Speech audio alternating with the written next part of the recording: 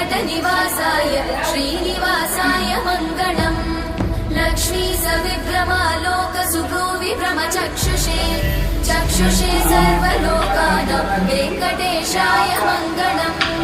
श्रीवेङ्कटाद्रिशृङ्गाग्रमङ्गलाभरणाग्रये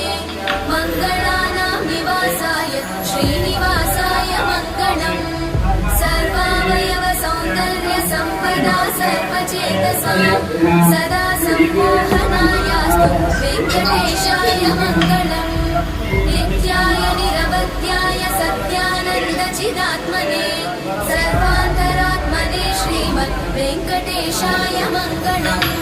स्वतः सर्वविदे सर्वशक्तये सर्वशेषिणे सुलभाय सुशीलाय वेङ्कटेशाय मङ्गलम्।